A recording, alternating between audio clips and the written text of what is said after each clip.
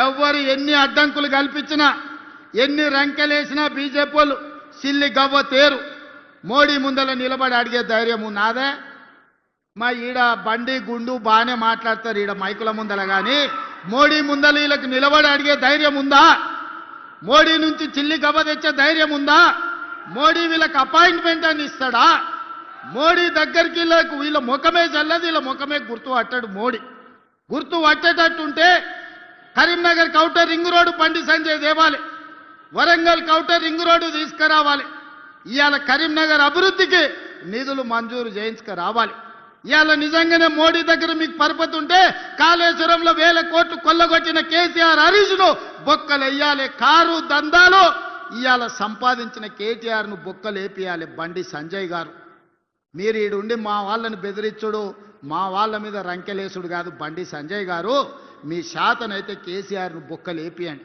మీకు వాళ్లకు గూడు పుటాని లేదు, చీకట్ల ఒప్పందం లేదు అంటే కేసీఆర్ హరీష్ను కేటీఆర్ను సిబిఐతో నీ బొక్క లేపించినాక నువ్వు మాట్లాడాలి. బండి సంజయ్ గారు, మీరు కార్యకర్త నుంచి వచ్చి ఎదిగిరు బాగానే ఉంది, మీరు కౌన్సిలర్ ఉన్నోళ్ళు ఎంపీ అయిన బాగానే ఉంది, ఎంపీ అయిన వాళ్ళు కేంద్ర మంత్రి అయిన బాగానే ఉంది, మీ పరిస్థితి బాగానే ఉంది, కిషన్ రెడ్డిది బాగానే ఉంది. మరి కరీంనగర్ మున్సిపాలిటీ పరిస్థితి ఏముందని నేను అడుగుతున్నా. ఏం తెచ్చినవో ఏమి ఇచ్చినవో చెప్పు. మీటింగ్ పెట్టుడు కాదు, మీ జాతీయ అధ్యక్షుని తెచ్చుడు కాదు, ఢిల్లీ నుంచి ఏం నిధులు తెచ్చినవో లెక్క చెప్పు. అది మాత్రం శాత కాదు. చేసేటోళ్ళ కాళ్ళల్లో కట్టె పెట్టుడు వాళ్ళతో చేరి. గట్లాంటి వాళ్ళతో ఎవడని చేరుతాడే? బయటికి మాట్లాడతావు కానీ లోపల ఏం జరుగుతుందో నీకు తెలియదా? బండి సంజయ్ గారు, మీ నాయకత్వం కేసీఆర్ కేటీఆర్తో ఎట్లా కలిసిపోయినో మీకు తెలియదా? మీ కిషన్ రెడ్డి ఎప్పుడైనా హైదరాబాద్లో వాళ్ళకు వ్యతిరేకంగా మాట్లాడిండా? మీ కిషన్ రెడ్డికి నోరని తెరిసే ధైర్యం ఉందా కేసీఆర్కు కేటీఆర్కు వ్యతిరేకంగా? బండి సంజయ్ గారు మీకు కనిపిస్తలేదా మీ నాయకులు ఎవరెంబడి తిరుగుతుర్రో?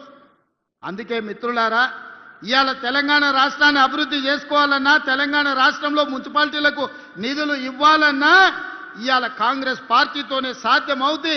ఇవాళ సమస్యలు పరిష్కరించే బాధ్యత కాంగ్రెస్ పార్టీ తీసుకుంటుంది.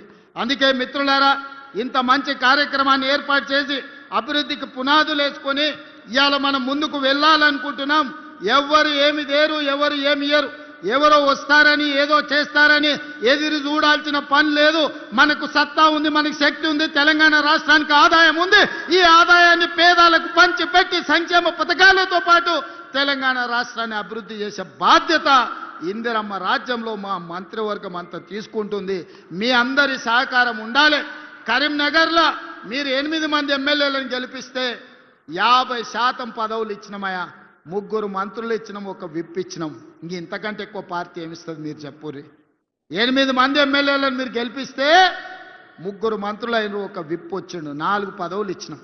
2 ఎమ్మెల్యేలు జిల్లా పార్టీ ప్రెసిడెంట్లు అయ్యారు. మీరు ఎంత గెలిపిస్తే అంత మీకు సేవ చేసే అవకాశం పార్టీ తీసుకుంటుంది.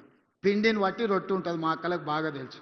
మీరు మా గడ్డి గాడిదకేసి మీరు ఆవు దగ్గర పాలు విండాలంటే కుదరదు. మీరు ఆ గాడిదలకు ఓటేసిందంటే వాళ్ళు చేసేది ఏం లేదు. దయచేసి మంచోళ్ళని ఎన్నుకోండి, కౌన్సిలర్లుగా, కార్పొరేటర్లుగా, మంత్రులతో కలిసి పనిచేసేటోళ్ళని ఎన్నుకోండి, మీ సమస్యల్ని తెలిసిన వాళ్ళని ఎన్నుకోండి, మీతోని మర్యాదగా ఉండేటోళ్ళని ఎన్నుకోండి. మున్సిపల్ మంత్రిగా మీకు నిధులు ఇచ్చే బాధ్యత నాది. మళ్ళీ కరీంనగర్ మున్సిపల్ కార్పొరేషన్కు వస్తా, కరీంనగర్ కార్పొరేషన్ అభివృద్ధి చేస్తా. ఎట్టి పరిస్థితుల కరీంనగర్ గడ్డ మీద కాంగ్రెస్ పార్టీ జెండా ఎగరాలి. ఎగరడానికి మీ అందరి సహకారం ఉండాలి. మీరందరు సిద్ధమేనా? చొప్పదండితో పాటు కరీంనగర్ 15 మున్సిపాలిటీలు గెలిపించడానికి సిద్ధమేనా? సిద్ధమేనా? సిద్ధమేనా? సిద్ధమేనా? సిద్ధమా అక్క? సిద్ధమన్నోళ్ళందరూ చేయి పైకెత్తురి. జై కాంగ్రెస్, జై జై కాంగ్రెస్. హస్తం గుర్తుకే, గట్టిగా హస్తం గుర్తుకే, హస్తం గుర్తుకే. ధన్యవాదాలు మిత్రులారా.